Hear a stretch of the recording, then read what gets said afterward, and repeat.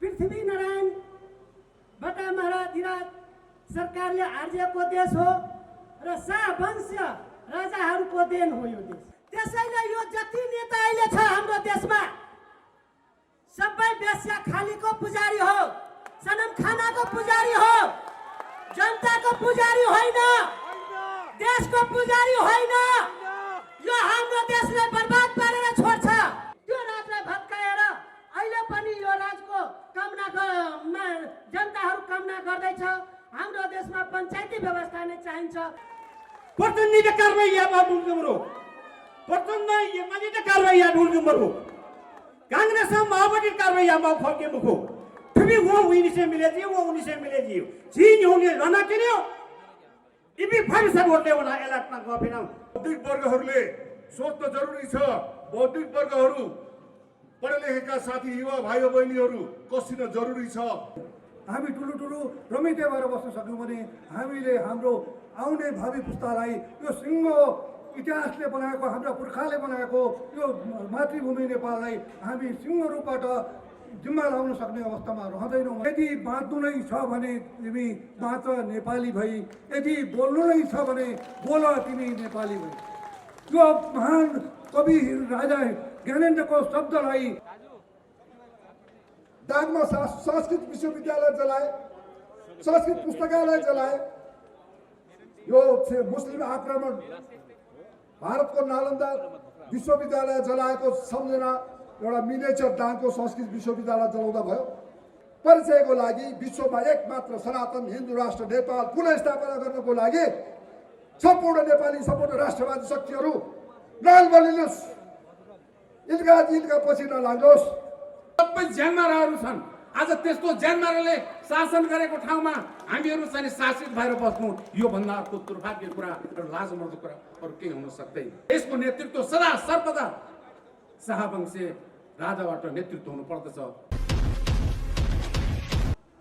आफ्नो घर चाहिँ आफै प्यारा हुन्छ। अरूले यो घरलाई सनम खाना बनाइदिन्छ, यानि बेस्या खाना बनाइदिन्छ। त्यसैले यो घर पृथ्वीनारायण बटा महाराधिराज सरकारले आर्जेको देश हो र शाहवंशीय राजाहरूको देन हो यो देश।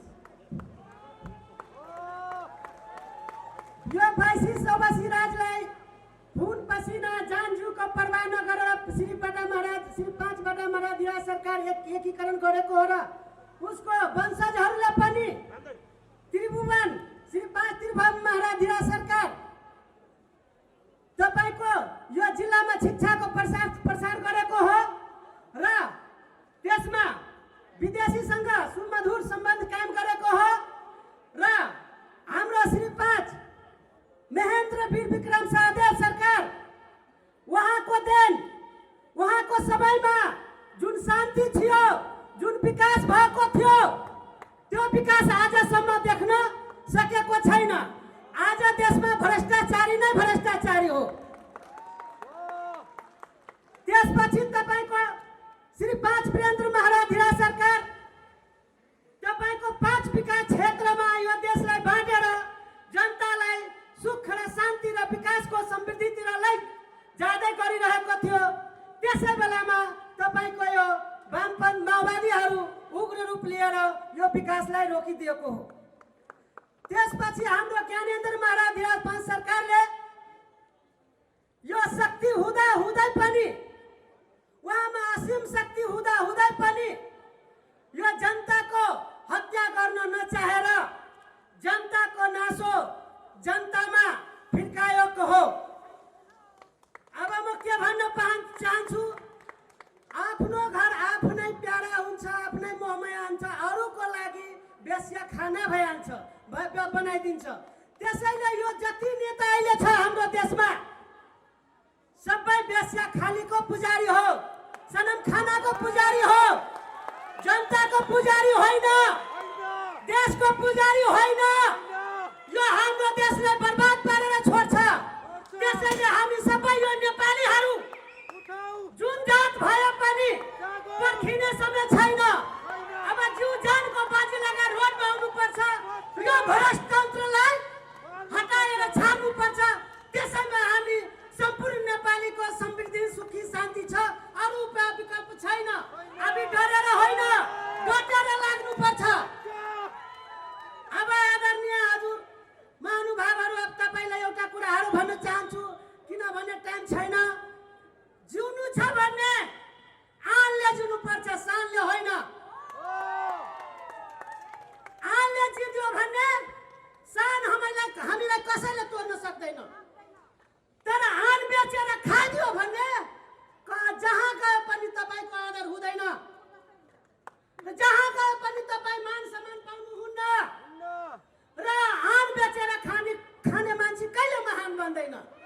आजकलको यो नेताहरू आन बेचेर खाएको छ, जसले आन बेचेर खाएको छैन त्यो कहिले पनि महान हुँदैन र कहिले पनि सानो आमा हुँदैन। त्यसैले आन बेचेर खाने यो नेताहरूले हामीलाई सान कसरी उपलब्धि गर्ने, सान आन भनेको हाम्रो हिन्दुत्व हो र आन भनेको सान भनेको हिन्दुत्व र पहिचान भनेको हिन्दुत्व हो हाम्रो, र सान भनेको राज संस्था हो र राज संस्था राष्ट्र एकताको प्रतीक हो। त्यसैले हजुर तपाईहरू यो समयमा अब हामीलाई के छ, धेरै टाइम छैन, बोल्नु धेरै छ। तपाईहरूको समझ के भन्न चाहन्छु, एउटा हामी यो सिराहा तराईबाट आएको छु। यहाँ तराईमा पनि मान्छे जागिसकेको छ। बुद्धिजीवी चौक चौकमा गाउँ गाउँमा भन्छ यो भन्दा राम्रो पञ्चायती व्यवस्था राम्रो थियो। त्यहाँ त्यति बेला मान्छे सुखी थियो, शान्ति थियो, विकास हुँदै थियो। कुन विकास भएको थियो न महानगरपालिकामा?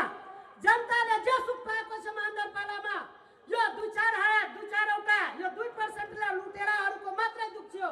98-95% को जनताको सुख र शान्ति थियो। त्यो राजलाई भत्काएर अहिले पनि यो राजको जनताहरू कामना गर्दैछ। हाम्रो देशमा पञ्चायती व्यवस्था नै चाहिन्छ। त्यसमा के गर्नुपर्छ? हामी जति यो राष्ट्र शक्ति नेपालको लागेको राष्ट्रवादी नेताहरू छ, सबै आफ्नो आफ्नो तर्फबाट जिउ ज्यानको बाजु लगाएर सबै कार्यकर्तालाई पहल गर्नुहोस्। हामी केही दिनमा सफल हुनेछौँ र राजतन्त्र ल्याएर छोड्नेछौँ र हिन्दू राष्ट्र आउनेछ। टाइम नभएको हुनाले प्रचण्डीले कारबाही यामा डुल्गुमरो प्रचण्ड यमाजीले कारबाही या डुल्गुमरो कांग्रेस माओवादी कारबाही यामा फर्के मुखो ठुबी वो उनीसे मिलेजी वो उनीसे मिलेजी जी न्योने लना किन्यो इबी फाइसा बोलले वना एलाटना गफिना खुश देउ थियो वयाजी आजी ठुला ठुमटा फिटना थियो ठुमटा कारबाही लागि जी जनटटयो लागि सुनाना सुया मफुजिया चीज़ इन्नी बात आई नहीं लुआ से कहता है नाठेंडो चीठ हो सबकी नेपाल सौ लुआ खो तुम्हें लुआ से कहता है नाठेंडो चीज़ ठुमटा फाराइना टोटे हो भेजी ठुके पढ़ने जी खो थोड़ा है जो चाहिए न्यू संप्रदाय को चाके धन्यवाद होइन यो करोडौं तीर्थटान गर्न आउने विदेशी पाहुनाहरूलाई स्वागत सत्कारको निमित्त हामीले यहाँ थुप्रै बाहिरबाट म्यान पावर ल्याउनु पर्ने अवस्था आउँछ। त्यसो भएको हुनाले हामी एउटा कुरा त्यो भने अर्को कुरा हामी यो देशको चाहिँ अहिले हामी अभिभावकविहीन भइरहेको अवस्था छ। यो देश कुनै वादले बनाएको होइन र मार्क्सवादले माओवादीहरूले बनाएको होइन, यो देश राजाले बनाएको। त्यसै कारणले हामीले राजा बनाएको होइन, राजाले नेपाल बनाएर हामी सबैलाई नेपाली बनाएको हो। यस कारणले गर्दाखेरि यो देशमा जहिले पनि हिजो पनि आज पनि सदा सर्वदा राजाको नेतृत्व अपरिहार्यता छ।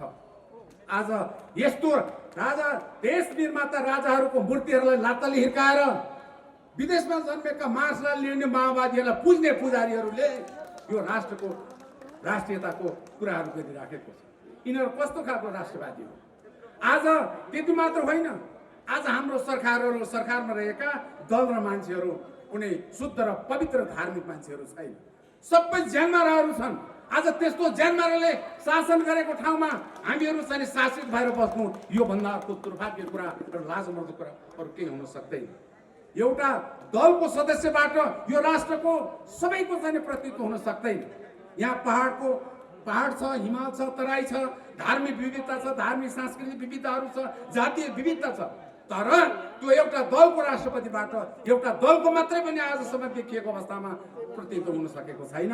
अरू दलहरूको त पुरै छाड्नु, तर त्यो दलदेखि माथि उठेको संवैधानिक राष्ट्र संस्थाबाट किराँतीको पनि प्रतिनिधित्व हुन्छ, हिमालको पनि प्रतिनिधित्व हुन्छ, सम्पूर्ण 3 करोड नेपालीको निष्पक्ष राष्ट्रिय अभिभावकत्व प्रदान हुन्छ। हामी सबैको चाहिँ एउटा निष्पक्ष अभिभावक प्राप्त हुनेछ। यसका निमित्त हामी राष्ट्रिय शक्ति नेपाल यो संवैधानिक राष्ट्र संस्था मुलुकको आदि अनादिकालदेखि पहिचानको रूपमा रहिआएको कुरालाई हामी पनि स्थापित गर्न चाहन्छौँ। यो राष्ट्र राजा र राष्ट्र संस्थाबाट चाहिँ निर्माण भएको हुनाले यो देशको नेतृत्व सदा सर्वदा शाहवंशीय राजाबाट नेतृत्व हुनुपर्दछ भन्ने राष्ट्रिय शक्ति नेपालको चाहना हो। अर्को कुरा हामी संघीयता चाहँदैनौँ। आज राष्ट्र आजको चाहिँ आज प्रधानमन्त्रीहरू संघीय के अरे प्रदेशका मुख्यमन्त्रीहरू समेत गरेर 8वटा प्रधानमन्त्री छन्। राष्ट्रिय सभाको अध्यक्ष समेत 9वटा सभामुखहरू छन् र 9 उपसभामुख छन् र राष्ट्रिय के अरे सांसदहरू 884 जना छन्। मन्त्रीहरू सङ्घ र प्रदेश गरिकन 100 छन्। उनका सल्लाहकार, उनका चाहिँ पिए र उनका घोडागाडी, यी सबै कुराहरू आज हामीले पाल्न सक्ने अवस्था छैन। राष्ट्रको जम्मा जम्मी राष्ट्रिय चाहिँ बजेटमा 80% साधारण खर्चमा छुट्याएर यिनीहरूलाई हामीले पाल्नुपर्ने अवस्था छ। हामी सम्भव छ त्यो कुरा? केवल 20% विकासको बजेट छुट्टिएको हुन्छ, त्यो विकासमा पनि कमिसन खानुपर्ने आदि इत्यादि गर्नुपर्ने। त्यो यस कारणले गर्दाखेरि आज राष्ट्रको विकास सम्भव भइरहेको छैन। हाम्रो यी सब कुराहरू चाहनाका साथ राष्ट्रिय शक्ति नेपाल अगाडि बढिरहेको कुरा निवेदन गर्न चाहन्छु। त्यसले गर्दाखेरि आज मैले जति भन्नुपर्ने महत्त्वपूर्ण कुराहरू भए पनि हाम्रो आदरणीय अध्यक्षजी हुनुहुन्छ, यत्रो वर्ष आउने सम्भावना छ। त्यसको कारणले गर्दाखेरि जस्तो ढङ्गले यहाँ तपाईँहरू उपस्थित भइदिनु भयो, यसका निमित्त मेरो तर्फबाट व्यक्तिगत तर्फबाट पनि हार्दिक धन्यवाद दिँदै म बिदा लिने अनुमति चाहन्छु। धन्यवाद। नेपालको आयोजनामा काठमाडौँ उपत्यका व्यापी आम सभामा को सभापतित्व गर्नुहुने आदरणीय सभापतिज्यू, राष्ट्रिय शक्ति नेपालका आदरणीय अध्यक्षज्यू, उपस्थित अतिथिगण, मन्त्रीज्यूहरू, उपस्थित धर्मगुरुहरू, पत्रकार बन्धुहरू र समस्त सुरक्षाकर्मी साथीहरू, राष्ट्रिय शक्ति नेपालका जुझारू अभियन्ता मित्रहरू, दाजुभाइ तथा दिदीबहिनीहरू, राष्ट्रिय शक्ति नेपालले आयोजना गरेका बृहत कार्यक्रमहरूमध्ये गत मङ्सिर 15 गते हामीले प्रथम कार्यक्रम गरेका थियौँ। आज हाम्रो यो दोस्रो कार्यक्रम हो। राष्ट्रिय शक्ति नेपाल केका लागि गठन भयो, किन गठन भयो, किन यसको स्थापना गर्नुभयो पर्यो भन्ने कुराको बृहत चर्चा यहाँ विभिन्न व्यक्तिहरूले गरिसक्नुभयो। राष्ट्रिय शक्ति नेपालको अभ्युदय त्यतिखेर आवश्यकता महसुस गरियो जतिखेर हाम्रो यो देश, यो मुलुकको माटो, यो मुलुक छिया हुने गरी हाम्रो नेपाली आमा रुन थालिन्। नेपाली आमाका छातीमा वज्र प्रहार गर्न थालियो। विभिन्न दलका बहानाबाट, विभिन्न शासक वर्गहरूका बहानाबाट मुलुक भ्रष्टाचार, बलात्कार, अत्याचार, दुराचारको दलदलमा होमिन पुग्यो। यो होमिएको कुरा अब हामीले ठुलो निहालेर हेर्न सक्दैनौँ। हामी ठुलो रमिते भएर बस्न सक्यौँ भने हामीले हाम्रो आउने भावी पुस्तालाई यो सिङ्गो इतिहासले बनाएको, हाम्रा पुर्खाले बनाएको यो मातृभूमि नेपाललाई हामी सिङ्गो रूपबाट जिम्मा लाउन सक्ने अवस्थामा रहँदैनौँ भन्ने महसुस गरेर राष्ट्रिय शक्ति नेपाल यहाँहरू माझ आइपुग्यो। र राष्ट्रिय शक्ति नेपाल आउनुको मुख्य उद्देश्य 3वटा कुरा, हामीले लिएका 3वटा कुराहरू हामीलाई अभिभावकको खाँचो भयो, जनताको कुनै किसिमको निर्णय नलिकन, जनतासँग कुनै किसिमको स्वीकृति नलिकन हाम्रो परम्परागत रूपबाट रहेको 240 वर्षदेखिको हाम्रो विरासतको रूपबाट रहेको हाम्रो राष्ट्रिय एकताको रूपमा रहेको प्रतीकको रूपमा रहेको राष्ट्र संस्था यो देशबाट कसैलाई, कुनै जनतालाई नसोधिकन यी भगौडा, यी लुटेरा, यी अत्याचारीहरूको एक छत्र निर्णयबाट, उनीहरूको निर्णयबाट हाम्रो राष्ट्र संस्थालाई बहिर्गमन गर्ने काम गरियो। त्यो हामीलाई सही छैन। देशलाई छिन्न भिन्न हुने गरी विभिन्न जात जाति र भाषा भाषीमा विखण्डन गर्ने गरी देशका भूगोललाई विभिन्न अवस्थामा छिन्न भिन्न गर्ने गरी ल्याएको संहिता हाम्रो लागि स्वीकार्य छैन। हाम्रो परम्परागत सनातन वैदिक हिन्दू धर्मको एकमात्र हिन्दू राष्ट्रको पहिचान गुमाउने कार्य जुन गरियो त्यो हामीलाई स्वीकार्य छैन। यी तीनवटा मान्यताहरूको स्थापनाको लागि हामी जागृत भएका छौँ। हामी अथक प्रयास गरिरहेका छौँ। हाम्रो यो प्रयास हामीले गरेर यो प्रयासले मात्रै पुग्ने छैन। हामी यसमा समस्त राष्ट्रव्यापी दाजुभाइ दिदीबहिनीहरू, युवा विद्यार्थीहरू, किसान, मजदुर, पत्रकार, विभिन्न तहका सुरक्षाकर्मीहरू, विभिन्न क्षेत्रका दाजुभाइ दिदीबहिनीहरूको साथ सहयोगको अपेक्षा गर्दछौँ र राष्ट्रिय शक्ति नेपालले अङ्गीकार गरेर यो जबसम्म हामीले यो तीनवटा कुरा प्राप्त गर्न सक्दैनौँ, यो हाम्रो महान यज्ञ हामीले थालनी गरेका छौँ। यो यज्ञमा समाहित हुन म सम्पूर्ण राष्ट्रवादी नेपाली दाजुभाइ दिदीबहिनीहरूमा आह्वान गर्न चाहन्छु र हाम्रो अथक प्रयास भनेको कुरा के हो भने हामी तराई, हिमाल, पहाड, मधेसका विभिन्न जात जाति, धर्म, संस्कृतिमा आबद्ध भएका नेपालीहरूको यो साझा भूमि हो। यो साझा भूमिमा हामीले हाम्रो प्रकारको पहिचान कायम गर्नको लागि हामी जागृत भएनौँ भने, हामी कम्मर कसेर उठेनौँ भने अब धेरै ढिला भइसक्नेछ। अब यो नेपालीहरूको भूमि भएर रहन सक्दैन। त्यसैले म यहाँहरूलाई स्मरण गर्न चाहन्छु, कवि राजा ज्ञानेन्द्र वीरविक्रम शाहको एउटा कविताको एक हरफबाट, यदि बाँच्नु नै छ भने तिमी बाँच नेपाली भई, यदि बोल्नु नै छ भने बोल तिमी नेपाली भई। यो महान कवि राजा ज्ञानेन्द्रको शब्दलाई हामीले आत्मसात गरेर राष्ट्रको लागि हामी एकजुट हुनुपर्ने आवश्यकता छ। यो एकजुट हुनका लागि यो हाम्रो दोस्रो प्रयास हो। अब हामी निरन्तर यो नेपाल अधिराज्यभरि यसलाई निरन्तर अगाडि बढाएर सम्पूर्ण नेपालीहरूमा जागरणको अभियान सुरु गर्नेछौँ र त्यस जागरणबाट हामी यो विक्षिप्त अवस्थामा रोइरहेकी नेपाल आमाको चित्कारलाई हामी नेपाल आमाको आँसुलाई पुस्न सक्नेछौँ भन्ने विश्वास दिँदै म यहाँहरूसँग बिदा हुन चाहन्छु। धन्यवाद।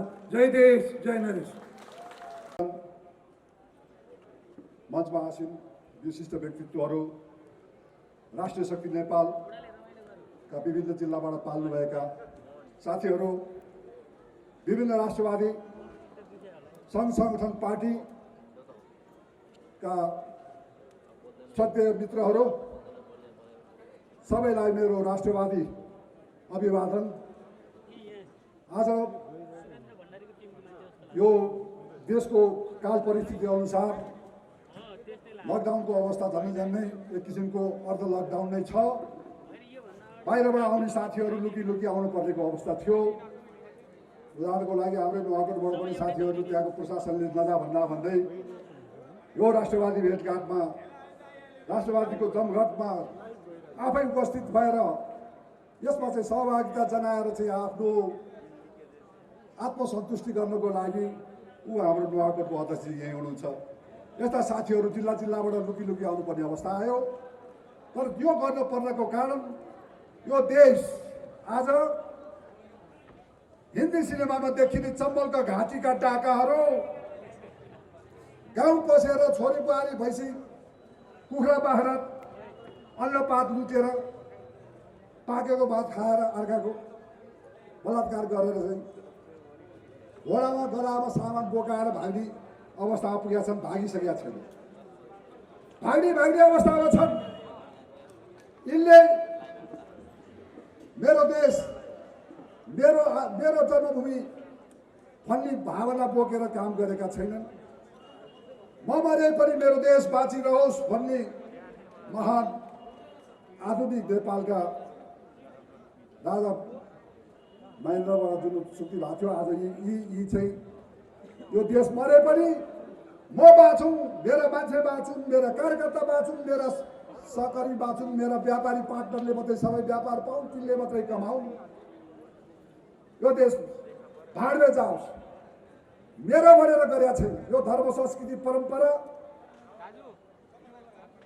दाङमा संस्कृत विश्वविद्यालय जलाए, संस्कृत पुस्तकालय जलाए।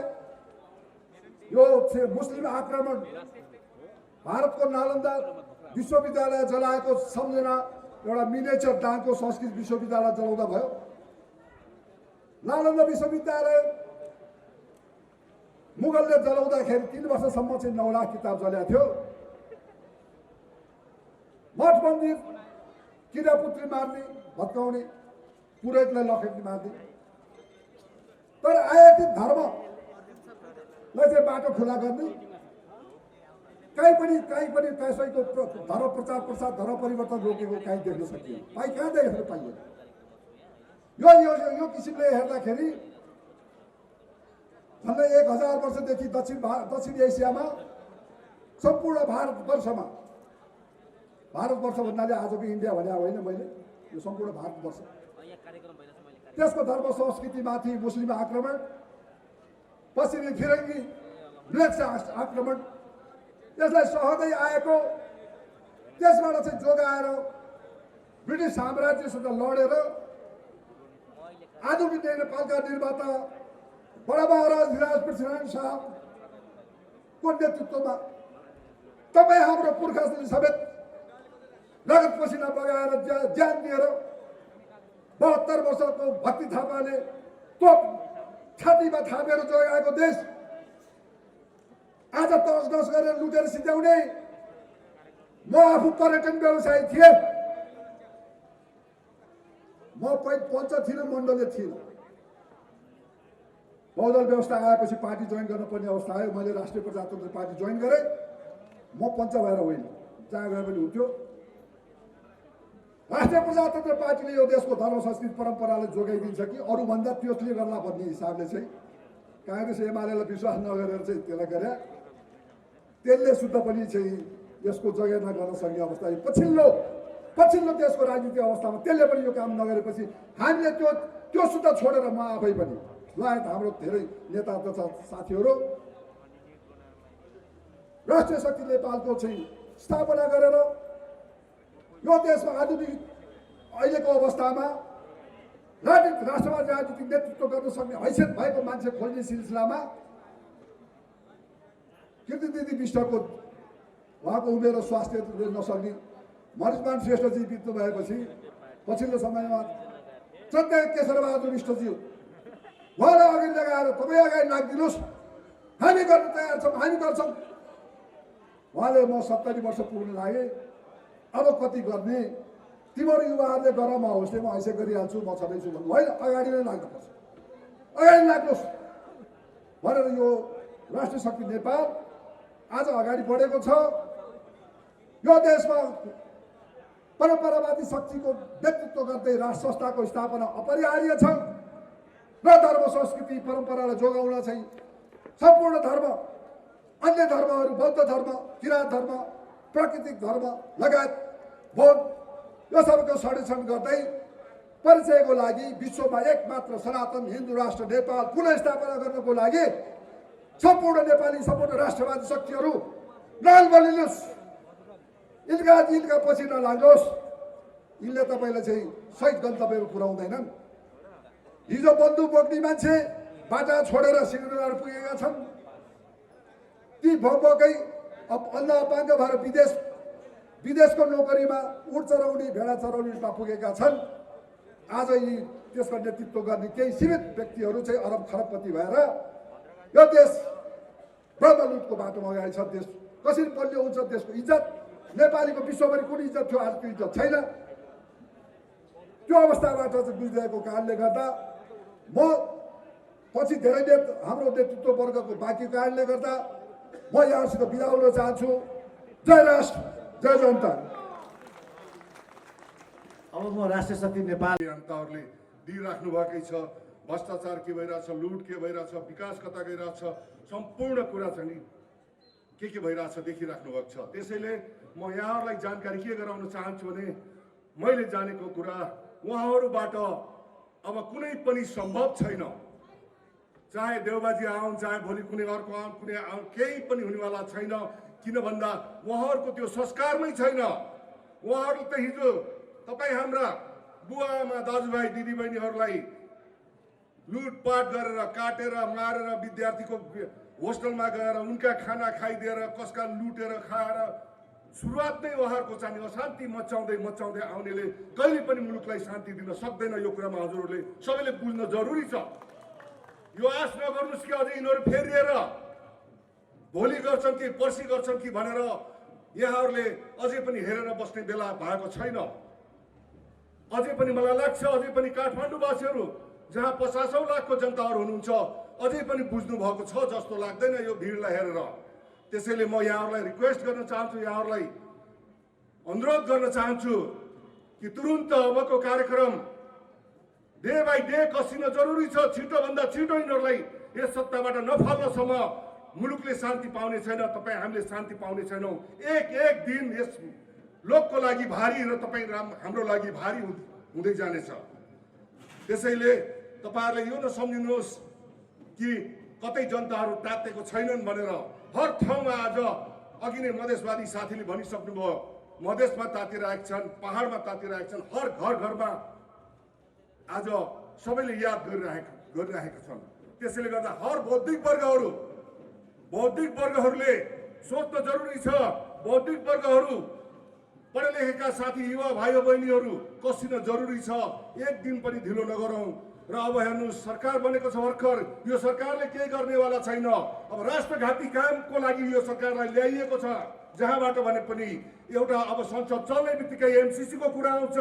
त्यो एमसीसी यदि उहाँहरूले पास गर्ने धृष्टता पनि गर्नुहुन्छ भने हामी कुनै पनि हालतमा छोड्ने छैनौँ। कुनै नेपाली जनताले छोड्ने छैन। नागरिकता विधेयक लिपु लेख एमसीसी कुनै पनि हालतमा यो सरकारले यदि पास गर्ने टेबलिङ गर्न खोज्छ भने त्यसै दिनबाट उहाँहरूको दिनगति सुरु हुनेछ कि हामी शक्तिवान छौँ, हामीसँग प्रशासन छ, हामीसँग पुलिस प्रशासन छ, आर्मी छ, विदेशी शक्ति छ भनेर उहाँहरू बस्नुहुन्छ भने हामीसँग यो देशको शिवलोकको हामीसँग हर किसिमको आध्यात्मवाद छ, हामीसँग हर किसिमको आध्यात्मवादी जनताहरू छौँ, योगीहरू छौँ। हर कोही चाहिँ अब तात्न जरुरी छ। त्यसैले म यहाँहरूलाई जानकारी गराउन चाहन्छु, म एउटा वास्तवमा भन्यो भने म एउटा मगर जातिको परे पनि म मगर जनजाति होइन हुन त, तर पनि मैले अहिले जनजातिको मञ्चलाई सम्हालिराखेको छु। त्यस कारणले अब सारा जनजाति होइन सम्पूर्ण नेपालीहरू तात्न जरुरी छ र तात्ने अवस्थामा छन् भनेर म यहाँहरूलाई जानकारी गराउँदै कृपया गरेर आजैबाट यहाँहरू घरमा गएर आफ्नो टोलमा छिटोभन्दा छिटो जगाउनु हुन म यहाँहरूलाई विनम्र अनुरोध गर्दै मेरो आफ्नो 2 शब्द यहाँ टुङ्ग्याउँछु। जय जय जनता।